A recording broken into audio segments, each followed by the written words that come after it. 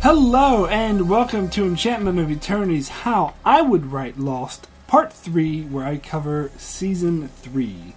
So this video is a part of a series of videos where I say how I would do Lost if Lost were ever to be rebooted, because I am very much aware that I am very much Monday morning quarterbacking, and a lot of the issues that I had with Lost, which I do think is one of the best shows to ever air, but I think it has a lot of issues, but a lot of the issues I do have with it, I think are mostly due to production issues, the time in which it came out in the early 2000s, where this kind of serialized storytelling wasn't very commonplace, and actors leaving, and the deal they had with the studio and whatnot.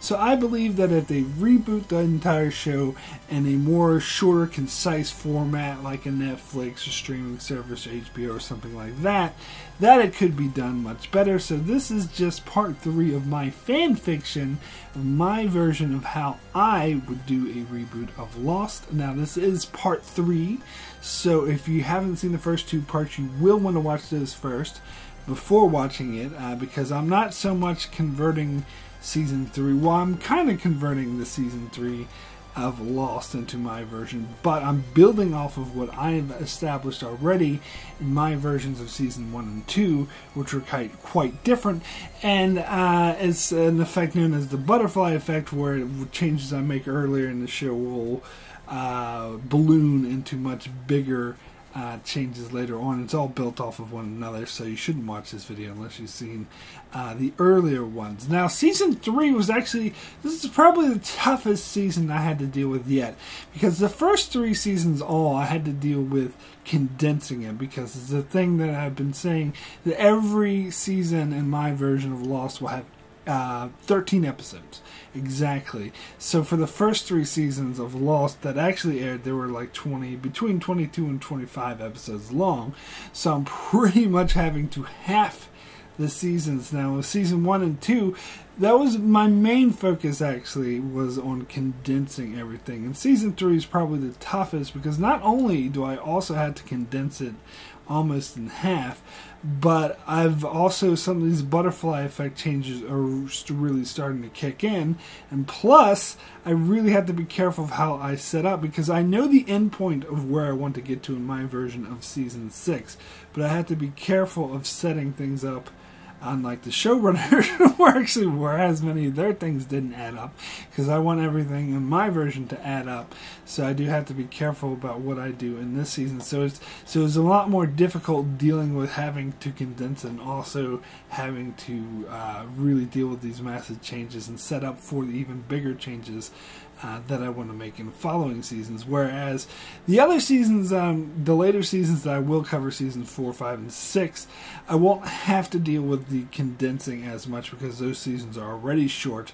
So condensing it won't really be the issue. We'll be changing it because my season 6 is going to look almost nothing like the actual season 6. So my version is getting further and further apart with each season.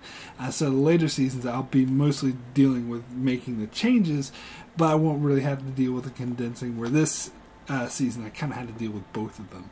But anyway, let's start the way I always do, with having just a refresher of the list of characters who will be my main and supporting characters in season 3 of Lost. Now, as I mentioned before, main characters are the ones that we focus on, like, you know, Charlie, Claire, Hurley, Jack, Sawyer, all of them, all of the main cast members who have flashback episodes, and the main members. Now, they're also supporting characters are the ones that are kind of just in the background, like Rose Bernard, Libby, like they pop up every once in a while, have some things to do, although the supporting characters are becoming more prominent in season 3, which I think is actually natural, because they start back as in season 1 is just because we need to focus more on the main characters in season 1 and 2 to get to know them. But once we get to season 3, we pretty much know the main characters, so we can start focusing on some of these supporting characters a bit more, who've been there all along in my version, ever since the first episode. We just didn't focus on them very much. Now we're going to start to focus on them. So anyway, let's start with my list of characters just to remind everyone. So the main characters, and we'll do this in groups, so starting with like the 815 group or the base camp group or whatever you want to call it. And the main characters there are Jack, Kate, Sawyer, Locke, Saeed, Sun, Jen, Hurley, Charlie, Claire, Mr. Echo, and Desmond. Desmond, of course, is an addition to the main character group, and Mr. Echo is a change. Actually, well, yeah, he was the main character, I guess, to start off with in the actual Season 3, but in my version, he does not die, but I'll get to that later. And other main characters with the others are Ben and Juliet, just like it was in Season 3. And then we also get into supporting characters, the characters who, aren't as prominent but are, pop up every once in a while. We got Libby, Shannon, Rose, Bernard, Neil, a.k.a. Frogurt, Steve, and Tracy. So, Steve and Tracy were both, as I mentioned in my previous videos, these were characters who were pretty much only mentioned by name in the actual show, but they become supporting characters in my version. And Shannon's still alive, and Libby's still alive in my version. Cool, and there's also, of course, Rousseau, who's just off doing her own thing, just like she was in the show. Supporting characters with the others, you got Pickett, you got Tom, you got Alex, you got Mikhail, you got Richard Alpert, but no Carl. There's going to be no Carl in my version. I'll touch more on that later. Also, with the supporting characters, you may have noticed that there's no Nikki and Paulo. Now, this is something you may have noticed from Season 1, because as I said, in my version, you see every single character from the very beginning. Like, even the background extras are going to remain constant the whole time, and I have a list of supporting characters. So that precludes the possibility of a Nikki and Paulo, because in order for Nikki and Paulo to be there, I would have had to mention them from the very beginning, which I did not, because my version will not have Nikki and Paulo.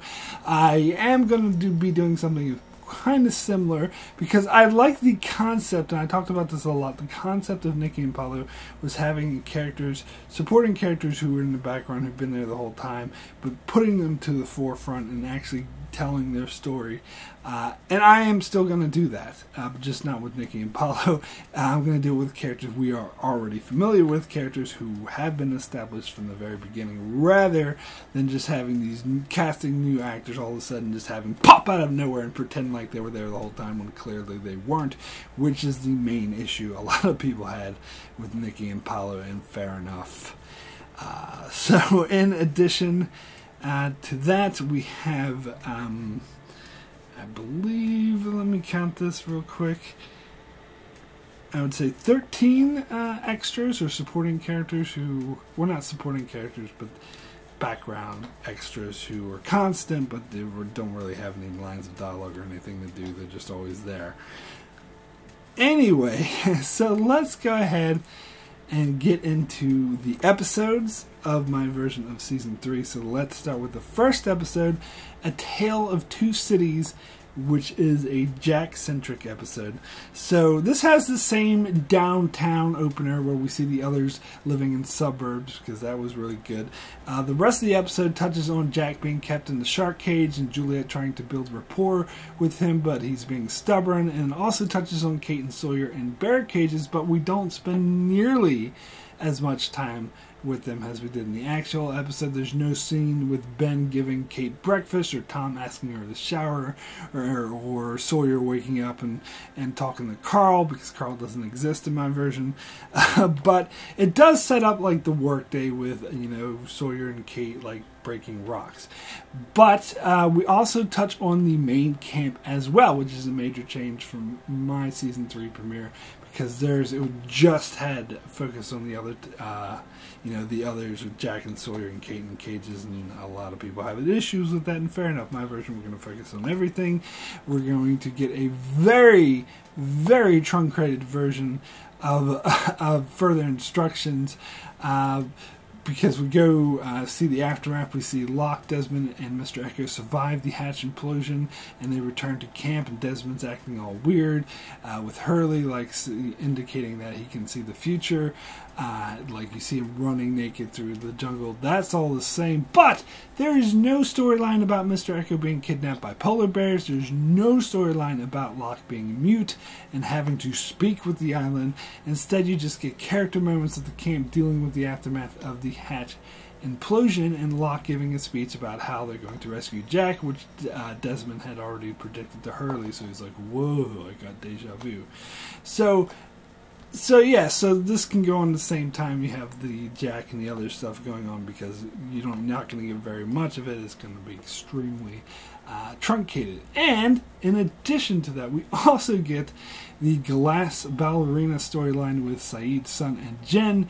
But again, this is really truncated. It doesn't go on for as long, and it's not as drawn out with like Sun lying to Jen and Saeed trying to lie to Jen. They just cut to the chase with them setting the trap for the others to show up, and Sun waiting in the boat, and they come up and they steal the boat instead. But Sun manages to get away. So just a truncated version of that. The flashbacks are a combination of Jack's flashbacks from Hunting Party and A Tale of Two Cities, as it starts with his marriage with Sarah starting to fall apart, and then she divorces him, because we hadn't seen this yet in my version.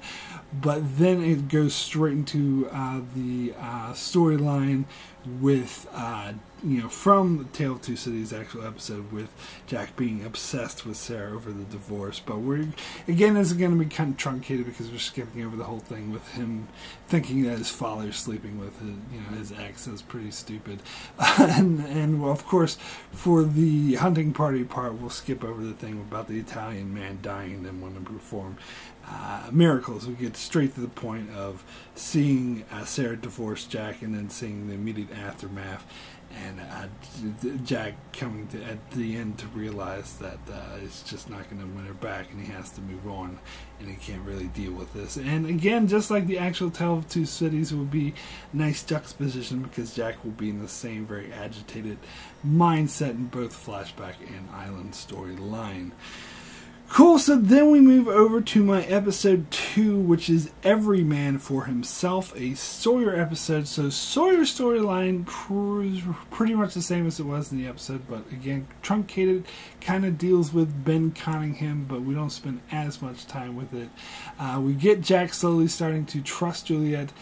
Ben plays Jack the tape, of the baseball game or whatever, the Sox winning the series, and offers to send him home. But Jack sees Ben's x-rays when Juliet, takes him to try to save Colleen's life, because Colleen got shot by Sun just like she did in the actual thing, and it doesn't work, and, Pickett wants to kill Sawyer because of this.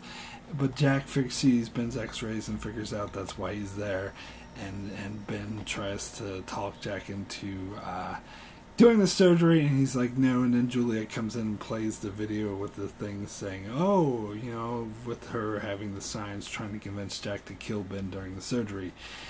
At base camp, we see Desmond. He sets up the lightning rod to save Charlie. So all that, I think that happened in this episode, so that's the same. Flashbacks are the same, with Sawyer in prison, him conning his way out, and it being revealed that he has a daughter with Cassidy, and him sending the money he got to Cassidy, to the daughter that he has in secret. So all that's pretty good. That stays the same. Then we move over to episode 3, which is Not in Portland, a Juliet-centric episode. So it's kind of a combination of I Do and Not in Portland Island storylines, with Kate begging Jack to do this surgery, otherwise they'll kill Sawyer. So he does do it, but threatens to kill Ben unless they let Kate go. So he has the whole thing where he says, damn it, Kate, run! Which actually happens like maybe halfway through the episode. But then it jumps straight into Kate trying to get off the island. However, it's not as dramatic, as the others don't try to stop Kate and Sawyer from leaving, except for Pickett, because he's on his own. He's on a revenge kit. But for everyone else, it really made no sense, because Jack was going to kill Ben, so why are they still trying to kill Kate and Sawyer? It seems like a fake way to make stakes in that episode, so I'm eliminating that. But Juliet does try to convince Tom not to listen to Jack, because she does want Ben to die, so he tries to convince him that Jack's lying, but they kick her out just like they do in the show. And then eventually Ben wakes up and convinces Juliet to help Kate and Sawyer escape, so she kills Danny, and because Ben had promised to send her home.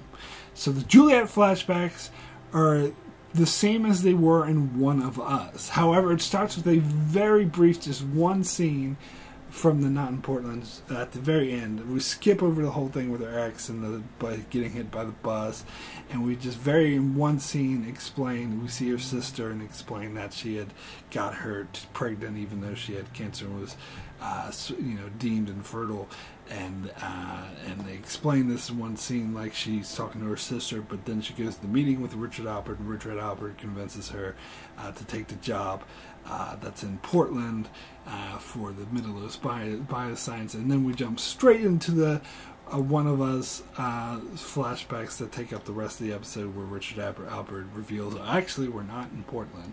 So that's why the name of the episode's the same. But then the rest follows the One of Us flashbacks. Seeing Julia come to the island, seeing how she desperately wants to go home to see her sister again, but Ben stops her, which I think fits better with the island storyline of Juliet killing Pickett because Ben is said that he'd send her home. So in the flashbacks we see why she wants to go home so badly, and why Ben was stopping her from doing so, and why she wanted Ben dead. So I think these flashbacks would actually couple a lot better with this island storyline. So then we move over to my episode 4, which is Flashes Before Your Eyes. Desmond episode. It is pretty much exactly the same as it was in the show. This episode was perfect. It actually fits. Nothing out of it's out of place in my version of events.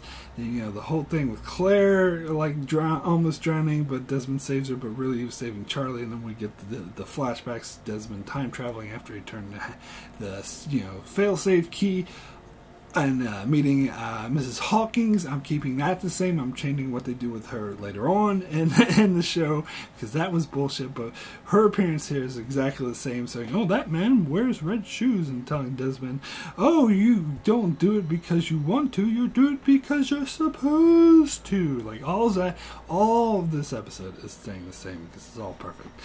Anyway, so we'll get into my episode 5, which is Par Avion, a Claire-centric episode. So the storyline with Claire and the birds and finding out about Desmond's dire predictions for Charlie, that's all the same. Kate and Sawyer return to the island. Again, there's no Carl, it's just Kate and Sawyer. We get a side story with Hurley finding a van, so sort of truncating the events of Trisha Tanaka's dead, because I'm not doing that. Because that shouldn't take up a full episode. That should be a side story.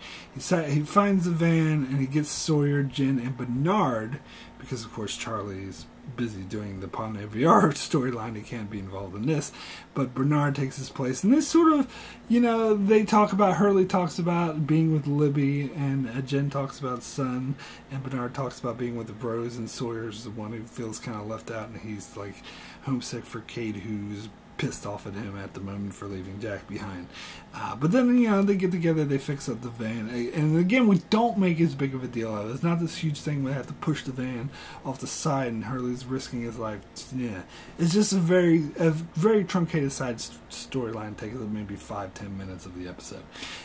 Anyway, so Ben tells Jack that they're going back to the mainland. So most definitely skipping over the whole freaking Stranger in a Strange Land storyline entirely. Not getting the whole thing with Juliet being marked, or the sheriff coming, or the trial, but the trial was bullshit because Ben told Juliet to kill Pickett pretty much. So skipping all of that. Instead, we just get one scene where they're on Hydra Island. Ben's like, oh, Jack, we're moving back to the main island, and then you can go home then. That's it. That's all you need. And so Claire's flashbacks are essentially the same as they were, but it doesn't feature Kristen Shepard, and it focuses more on her mother, which in my version doesn't contradict what happened in earlier seasons, because earlier seasons I didn't hint that her mother was still active and alive like they did. I was actually, maybe you could hint in my version of Raised by Another that her mother's sort of out of the picture somehow, but here we find out why. She's in a coma, and Claire thinks it's her fault for getting in a car accident. There you go. That's all you need. So anyway, we'll then move on to my episode 6, which is Enter 7-7, a Saeed episode. So the main storyline is... oh, fuck, did I forget to mention? Yeah, I forgot to mention that in Pon Aviar, it ends with Kate and, Rousseau and Locke. Or Kate going to Rousseau and saying, help me find Jack, and then Locke and Saeed go to her. And I was like, oh, we'll help you as well. So that happens at the end of Pon Aviar. So then we get into Enter 7-7, Saeed episode, that shows... Saeed, Kate, Locke, and Rousseau encountering Mikhail at the Flame. Like, that storyline stays the same, because that was actually pretty good. That was pretty perfect. So all that stays the same. But at camp, we get a storyline with Libby asking to move into Hurley's tent with him, and he's nervous, as he says it's a big step, and Charlie's like, yes, a very big step. So because he asks Charlie and Mr. Echo for advice, and eventually, they talk him into it, and he moves in with Libby, and it's a big deal. Also, Sawyer accidentally lets slip to Steve that Tracy is married and has kids back at home, because remember, he read this in the letters in Exodus, which is actually the only mention of Tracy in the actual show, but this happened in my version as well. So he mentioned, because in the actual show they mentioned that Tracy and Steve were sleeping together, even though Tracy's married and has kids. So here, Sawyer lets it slip to Steve, who wasn't aware that Tracy was married and has kids. So he's very upset about this, and he leaves her. So the flashbacks are Saeed's flashbacks from the first season episode Solitary, that has Nadia and him, being in prison, having Nadia and being asked to torture her, but he actually loves her, so he lets her go, and he wants to meet up with her again, because I yet to do that in my version of the show. So yeah, I'm waiting all the way to season 3 to reveal the story. And Nadia has been teased in my version, like he's been mentioned all the way back, and she's been mentioned all the way back in season 1. We don't get the full backstory until now. So this actually ties into when Saeed meets Mikhail at the Flame, and he calls the cat Nadia, because at the same time he's like, Nadia, and at the same time you get the flashbacks with Nadia that ends with him letting her go and then going on a quest to find her, which we already seen in earlier flashbacks of that quest. However, Saeed has never seen this cat before in my version, not like the show where he'd seen that lady brings out the cat and tells the story. No, this is just a new cat on the island. It has nothing to do, because I'm getting rid of the whole magic box thing. I'll touch more on that later. There's no Kate's horse, there's no Saeed's cat. I'm not doing any of that. Anyway, we'll get into episode 7, The Man from Tallahassee. So this is a Locke-centric episode. It starts with Locke, Kate, and all of them at the pylons, and Mikhail dying, and then they climb over the pylons. And then they arrive at the barracks, and they see Jack playing football. So all this happens before the teaser. So the teaser ends with, we see Jack playing football with Tom, and then he slams the football down, and then we get the title Lost, and then we get the rest of the episode. So the rest of the episode plays out pretty much exactly the same as the actual Man from Tallahassee, except there's no mention of the magic box. As I said, totally scrapping that, getting rid of that. That's an unnecessary mystery that they never explain, and it really just complicates things. So when Anthony Cooper is revealed, he is revealed at the end of my episode, but Ben just mentions that they brought him there to test John, instead of bringing up the whole thing about the magic box. No magic box. Because as I said in the actual show, Anthony Cooper said, oh, I was riding down the highway and someone popped the thing in my vein and actually smiled at me. My version, that was another.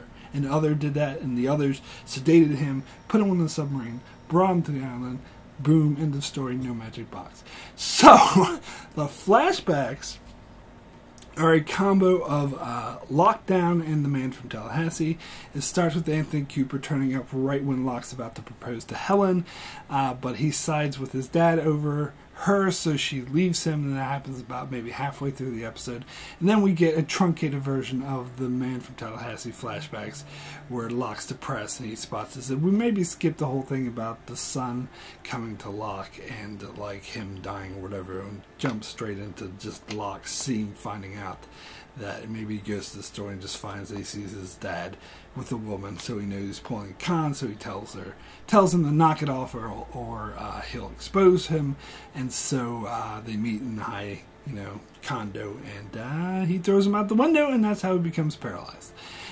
So we finally get to find out how Locke got into the wheelchair.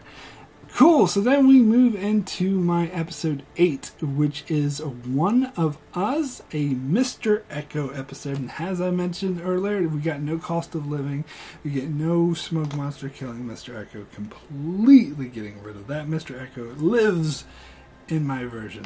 So, in this episode, the others gas the place, and Saeed, Kate, and Juliet and Jack find themselves alone, and they make their way back to camp. Saeed's being a dick to Juliet, just like he was in the episode. But we skip over all the Left Behind storyline with the hot girl and girl action with Kate and Juliet mud wrestling and them being handcuffed together. And that is totally unnecessary. We're just skipping all over that, just going straight. And in fact, this will happen like in the first 5 minutes of the episode, that they wake up and they just go back to camp.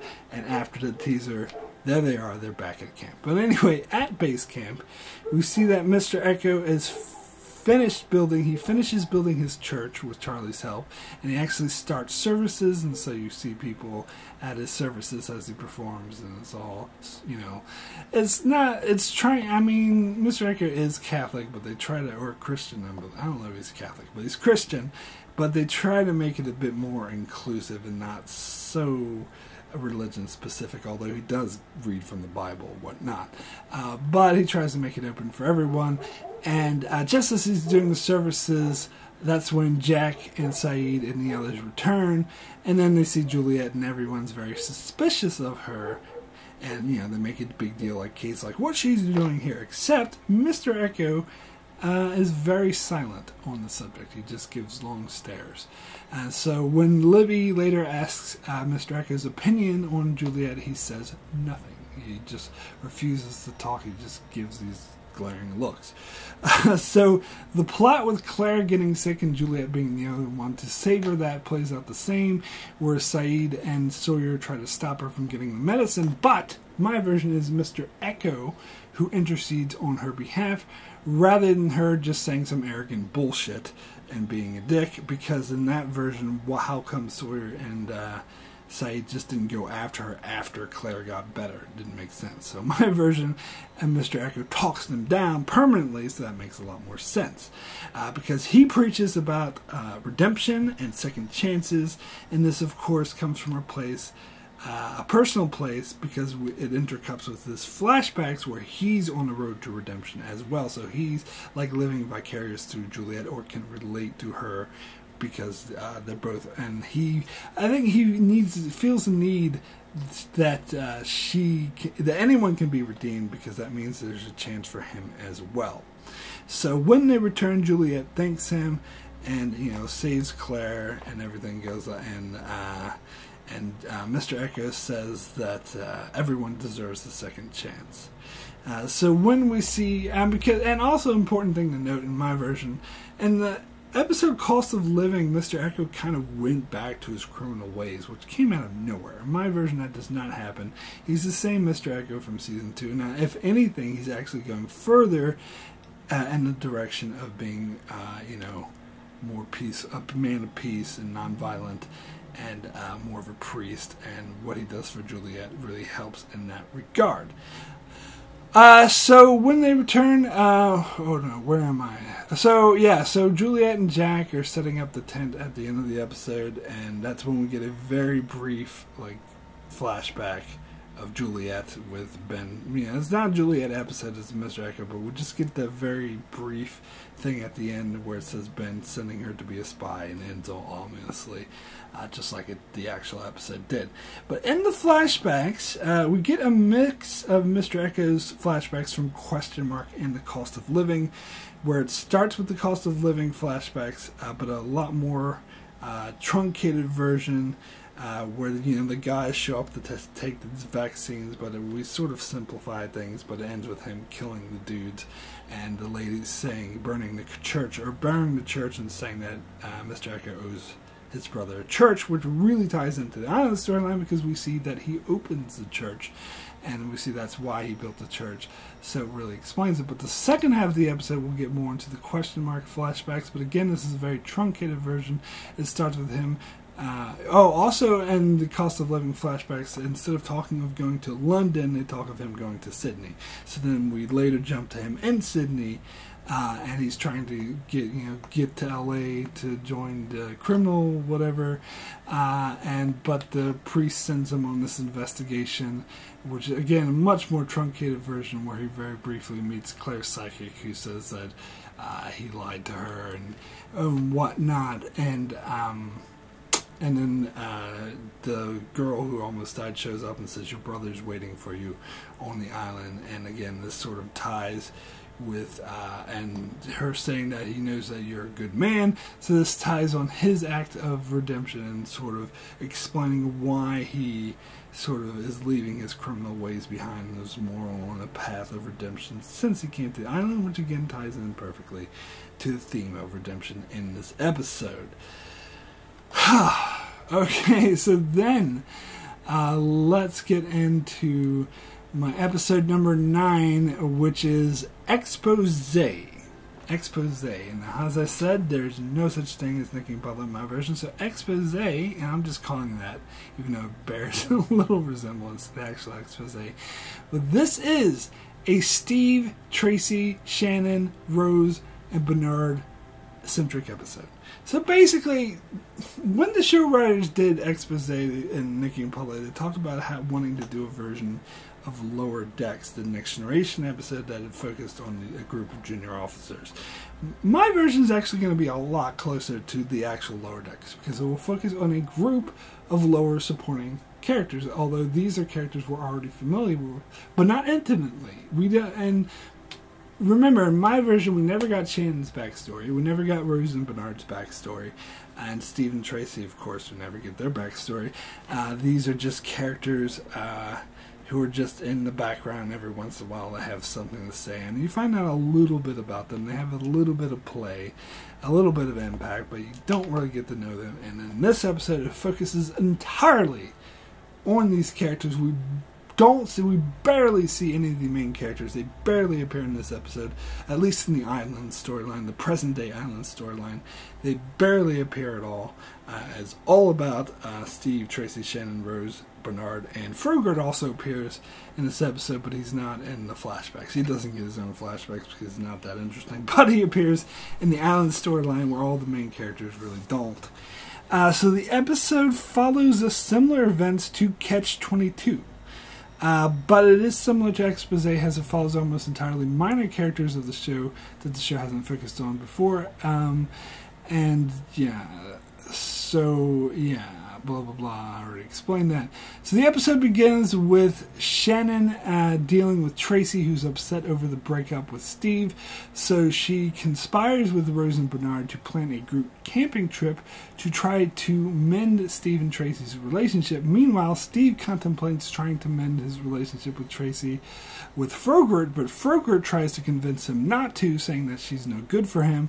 So when Frogurt learns of this camping trip, he comes along to try to prevent Steve from getting back with Tracy. However, when they're on this camping trip, they see the helicopter crash into the ocean and someone parachutes onto the island. So they drop what they're doing, they go find the person, find out it's Naomi who's injured and she's dying. So they send Frogurt back to the base camp to get Jack, but they're worried that she won't make it that long. But Rose seems convinced that she'll be okay because the island will heal her.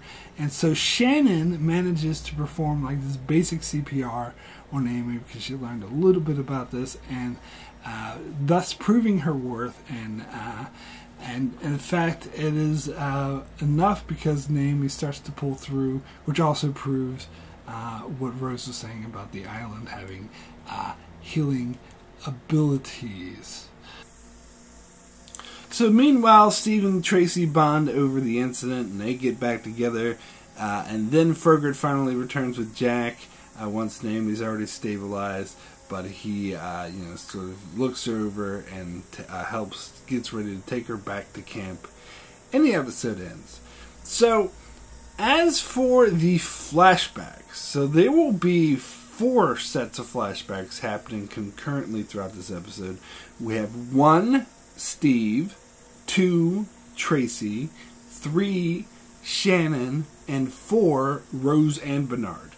So, in Steve's flashbacks, we see him as a lonely, pathetic computer programmer whose fiance leaves him for another, more attractive man, and then transitions to On Island.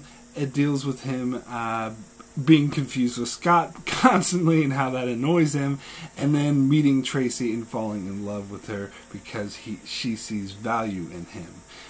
With Tracy, we get flashbacks where we find out that her husband was abusive and she planned to leave him and take custody of their 2 children with her, but before she could do so, he stole the children away and just ran and disappeared. So she was really depressed over this, and eventually she moved to Australia to try to start a new life and start over again. But when she was in Australia, her husband eventually contacts her and threatens to harm the children unless she comes back to him. So she plans to do that, which is why she boarded Flight 815 to go back to her husband and the children. But then we transition to her on island, finding a new life with Steve, who she, finally being with someone who really is a genuinely good person who cares about her and how much better her life has been since she met him. So, on island in the present times, Tracy reveals all this to Steve and why she hid this from him, because she was afraid, and then they reconcile and they get back together. Now, Shannon, her flashbacks are a very truncated version of the flashbacks we got from her in the show, but it focuses more on her stepmother taking her inheritance away from her, and then quickly to her conning Boone in order to get the money back, and then on island, Boone treating her as she's useless, which furthers her stepmother's version of her, and that's why she always thought she was useless. So in the island storyline, we see her prove her worth, and more than that, not just prove her worth to other people, but mostly to herself, and where she comes to realize that she does have worth and she's not useless. The Rose and Bernard flashbacks are very truncated versions of the SOS flashbacks, where we learn Rose was dying and Bernard takes her to a faith healer to heal her, which he thought worked. But on island, she confessed that it didn't work, and that the island healed her, and Bernard devotes to stay on the island with her. However, one major difference is it won't be implied that Bernard and Rose just met and they've been, and instead it will imply, which more lines out with the pilot, that they've been together for decades. And in fact, they have several children who are now grown up, and they have children of their own, so they have grandchildren. But I think they'll sort of just say, they will just mention that, the grandchildren, whatever, but to say that they're in a good place. So even though they'll miss them, they still want to stay on the island because it's what Rose needs to do to survive. So you may be thinking, wow, that's a lot of story. There's 4 different stories happening at the same time. But a couple things. First off, this episode will be mostly flashbacks. The island storyline will just be... it's kind of brief. It's just them going camping, Steve and Tracy getting back together, Fergus trying to sabotage them, then meeting Naomi and then healing her. So we'll only spend like 20 minutes or so on that, where the rest of the episode can be the flashbacks, where we can go through these 4 different storylines. And so, and much like the actual expose, we'll try to get, the before they got to the island, we'll try to get to that maybe halfway through the episode, and the rest of the episode we'll have these on-island flashbacks where Steve and Tracy meet, and Rose and Bernard. Rose is sort of learning more about maybe Locke, or how the island has healing abilities, and Shannon, of course, is being told by Boone and others that she's useless and she can't contribute. Because remember, in my version, we did not get any of this Shannon and Boone, or hardly any anyway, interactions in the first couple seasons like we did in the actual first couple seasons. So these will be revelations in this episode that hasn't been covered in my version yet. Also, we probably didn't get that much Rose and Bernard either. So these, because SOS didn't happen in my version. So these will be sort of new revelations for this episode. And much like the actual expose, we will throw in like a few Easter eggs and references to earlier seasons. We'll probably have a scene, maybe with Steve and Tracy, that's similar to the one we got with Nikki and Paulo, where the plane actually crashed. We'll revisit the plane crash, and they're like running around. Except there's no stupid plot about finding diamonds. And instead, we see some events, and maybe like the whole purple sky thing and stuff like that from the other's perspective. But instead of just following Nikki and Paulo, we'll switch back and forth between these 4 storylines. Now, with the Tracy storyline in particular, you might think, wow, that's a lot of story. But I'm sure you could actually, all that backstory that I gave, you could probably like reveal that in a very natural way in just one scene, maybe 2 scenes.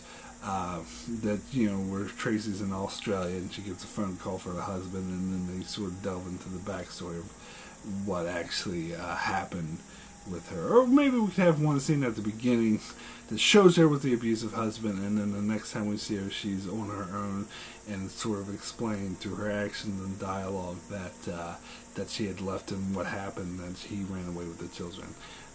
So I reckon that you could do all 4 stories in one episode, as long as they're like concise, and you can switch back and forth between them. Anyway, so that is my version of expose. So anyway, let's move on to my next episode, episode number 10, which is DOC, a Sun and Jen episode. So we get the same storyline with Sun and Juliet going to the medical staff station to see who's the father of Sun's baby. There's no story about Jen being infertile or like super sperm. There's just a legitimate question of who's the daddy. I hated that whole super sperm thing. It was a bit ridiculous. And yeah, as you notice, I didn't do the whole truth in my version, so there was no storyline about Jen being infertile, so we're just skipping all that. So there's actually more of a legitimate question. Is Jen the father or not? And it's found out to be Jen's father. Yeah, Jen's the father of the baby, and it's the same sort of reaction where Juliet thinks that means that Sun's going to die because of that, because of the baby was conceived on an island. However, other than that, we get a story of Jack coming back with Naomi and helping to heal her while everyone discusses what to do. At this stage, Naomi is yet to wake up or become lucid. She's still very out of it, so we still don't know who she is. We skip the whole thing about them hiding it from Jack, and instead we focus on the camp not trusting Jack to handle the situation, sort of questioning him because he brought Juliet in. And the episode ends with Juliet telling Jack about Ben, planting her there, and that she's changed her mind and doesn't want to work for Ben anymore. And then Jack tells her about Naomi, saying that they need to come up with a plan. Now, this scene was not in the actual show. They did a webisode, like the Missing Pieces, I think actually in between season 3 and 4, like close to the season 4 airing, that showed this. And I don't know why that wasn't in the episode. I think the reason I think why it wasn't in the actual show is because they wanted to keep that element of mystery, suspense. Oh, is Juliet turning or is she not? But I think that was dumb. I think it's actually a lot more powerful if you do know, if you see the moment where she tells Jack why she's changing her mind, and it makes sense, and it did happen. after she took Son to the medical station. So I think my version we actually get to see that because I think that's important to see. So the flashbacks are the same flashbacks from the Glass Ballerina, although perhaps starting a bit earlier with Son meeting Jay and then having an affair with him. But then it leads, and we see that at the very first part of the flashbacks, but then we get into later flashbacks, which is pretty much the same as Glass Ballerina, where father finds them out and he orders Jen to kill him, which leads to his suicide. And I think this is actually, and I think I mentioned this in my review of this episode, that these flashbacks would work much better with this storyline, because the whole question is, who is the father's son's child? So in the flashbacks we see her having an affair, and we see what happens to the guy who had an affair. So I think this is a lot more relevant to the story being told. So anyway, we'll move over to my episode 11, which is the Brig, a Locke on island centric storyline. So we get Locke flashbacks, but they're on island. So the Locke storyline plays out the same, with Locke getting Sawyer to kill his dad because he's the original Sawyer, and the flashbacks are the same, with Ben trying to use Locke's father to discredit him in the face of the others. So that's all the same, but the side plot, however, focuses on Naomi waking up. But she says that she's there to rescue the 815 survivors. She says, I'm here because I know that we found evidence that Flight 815 crashed here, but not everyone believed it, so we were hired to come see if this was true. And she was surprised to actually find out that it was. She says nothing about Desmond. Now, the reason why I'm making this change, because in the actual show she said, oh, you're all dead, we heard you were dead. So, let me clarify, and I'll give, because this is full spoilers, and I'll cover this more when I get to Season 4. This is not being inconsistent. I'm keeping the same where Widmore actually plants and says that everyone's dead, and plants the ship at the bottom, the airplane at the bottom of the sea, and makes it think. So everyone in the real world thinks that they're dead. I'm actually not changing that. But Naomi's lying. Because Naomi was hired by Widmore, and she knows the situation. She knows that the plane's a fake, and she knows there will be 815 survivors there. Or I'm pretty sure that Widmore would know this, so he would tell her. So when he finds them, she doesn't want to throw them off and make them suspicious and say like, oh, I heard you were all dead, what's going on? Instead, she's very straight. She lies and just says, oh yeah, I'm here to find you, sure, that's why I'm here. Because in the actual episode, she lied about saying that she was there to find Desmond, which I believe was there mainly to throw the audience off more than the characters, because we saw that scene with Penny actually looking for Desmond at the end of Season 2. And I actually didn't like that, and that's why I sort of changed the Catch-22 events to make it less about Desmond. Because I didn't like how the show was trying to fool the audience into thinking, oh, because remember Penny was looking for it, so this is Penny, and they pull the wool over her eyes, but they actually don't do anything with Penny looking for Desmond, so the whole thing was just a fake out, which really annoyed me. So I'm not doing that.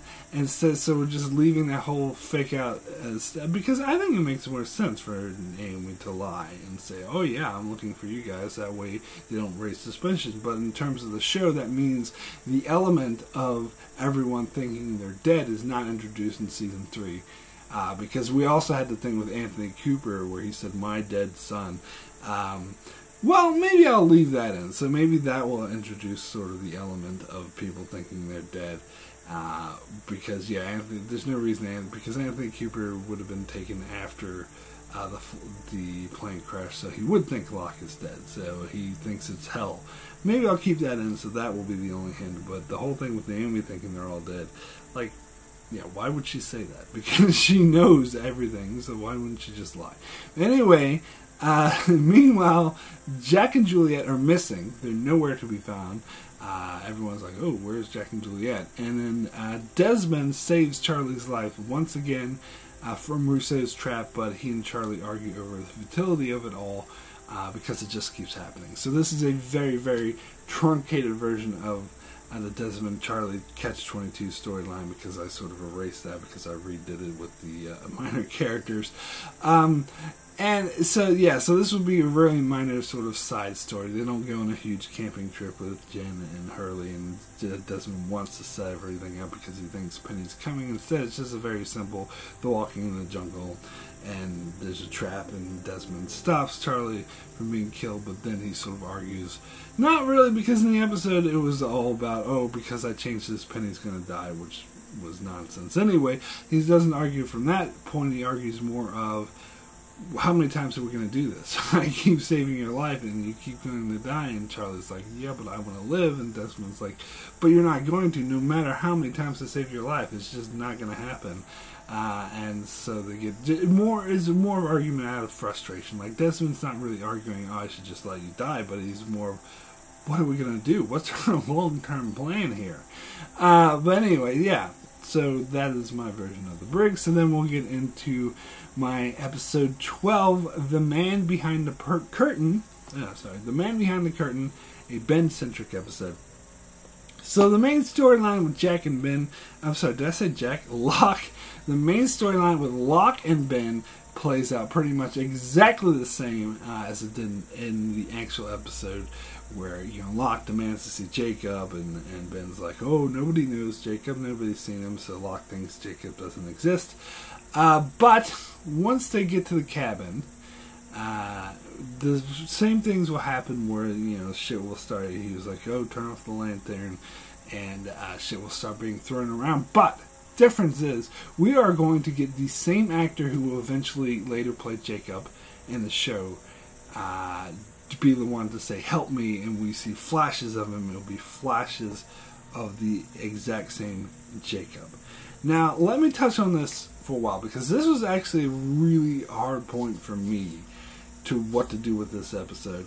I sort of argued, you know, debated in my mind back and forth how I should handle this, because I really don't like in the actual show how this totally is obviously mismatched with what they do later on with Jacob. And they obviously changed their mind because they wanted to do something different with Jacob, where I want this to be consistent. So my first thought was just to take out the whole cabin Jacob storyline entirely, but then that completely alters this episode, which it kind of works for this episode. So instead I decided to keep this in here, but later I will connect it. Unlike the actual show did, I will later make this make sense to what we see of Jacob, and the first part of that is to get the same actor to say help me and see a flash of the actual Jacob. So, and just to kind of give you a taste of what I'm going to do later on, it's not going to be revealed that Ben was just faking it and that he was lying, he thought he was talking to the empty chair, because that's total horseshit. My version, what you see here of Ben saying, Jacob, that's enough, he means it. He knows that there's an actual Jacob there, and the actual Jacob does show up, and so he shoots Locke, and he falls into the pit of Dharma people, because, yeah, so that's, I'll touch more on this when I cover later seasons, but yeah, this actually happens. So anyway, early in the episode when Mikhail returns, and it says the pylon didn't kill him, that pretty much happens the same way as it did in the actual show, except in my version, we didn't see Mikhail since the pylon. Like, he didn't appear with Desmond, he didn't find Charlie and Naomi, which means he doesn't know about Naomi, but he still, like, was like, oh, why are you listening to Locke? And Locke kicks his ass to prove a point. Like, keeping that, there's just no urgency about, oh, there's a thing. We'll just say that Ben finds about it some other way, because he's got spies everywhere. But anyway, let's see. So the side story is of Jack and Juliet after. So Sawyer plays the tape of Juliet being a traitor, and then Jack and Juliet show up. But Juliet admits that she was sent as a spy, as an infiltrator, but she's changed her mind. And then Jack reveals his plan to blow up the others using 4 lots of dynamite.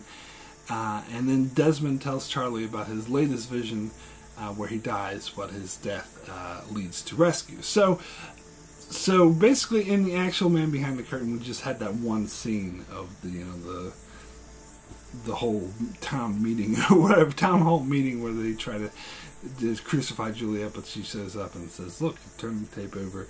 But I'm moving beyond that and getting into some of the greatest hits storyline as well. So we're gonna see more of that in this story. Where we get Jack, with Rousseau blowing up the tree and saying we're gonna blow them all to hell, and the whole thing about Desmond having a vision where Charlie dies, but it leads to rescue. Although in my version, Desmond's not gonna say Claire gets on the helicopter; he's just gonna say we get rescued because inconsistencies. But anyway.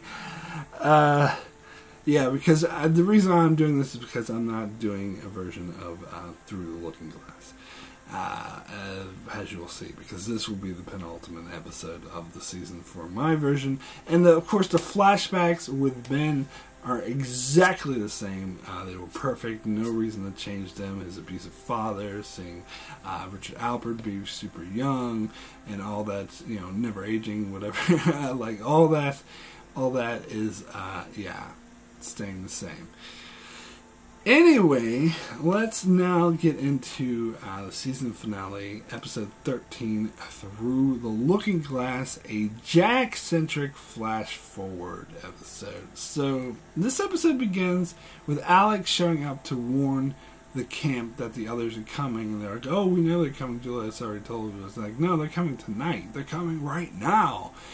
So as you know, I eliminated Carl from my version, so Alex is the one who shows up, and so she has her reunion with her mother earlier in the episode. So for the rest of the episode, we see them interacting. Maybe get even the scene where Alex is asking her questions about how what she was like as a baby and what happened and why she was abandoned, and then we get these scenes that we never got in the show where we should have actually. Where we see how Alex and Rousseau react, and so that's sort of the interaction we get. And also, as you may have noticed in my description of the previous episode, in my version there's going to be 4 lots of guns, or 4 lots of dynamites rather than 3, but I'll touch on that shortly. But the thing with Alex, you might be wondering, well, how does Alex get away without Ben noticing? And I think the solution to that is pretty easy. Is that they're all going to the temple, and Alex is like, "Oh, I'm going to the temple now," and Ben might be like, "Well, why don't you go with Tom or whatever?" And she's like, "No, I'd rather be alone," which Ben would buy because she's really pissed off at Ben, and Ben's not very happy with her right now either. And so she runs off on her own, but instead of going to the temple, she of course goes to the 815 survivors camp and warns them instead. Now, another thing you might be asking, well, if Carl doesn't exist, why is Alex so upset with Ben? I think you don't need to have that, Carl, because in the actual storyline, she was upset we're taking her boyfriend and imprisoning him and trying to brainwash him, which is, pretty egregious, but I don't think you necessarily need that. And I actually do think the story would be better off without Carl. I don't think he's necessary. Because you don't need that, because Ben's still an asshole.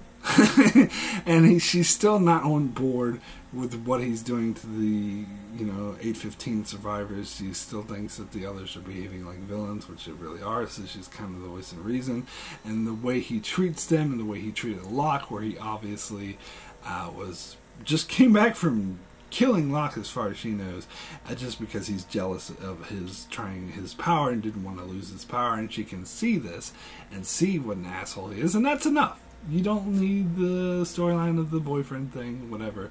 That's enough for her to betray them and warn the 815 survivors, because she's on their side, because she can see what big of an asshole her father is, and also that he's obviously lying to the others about Jacob.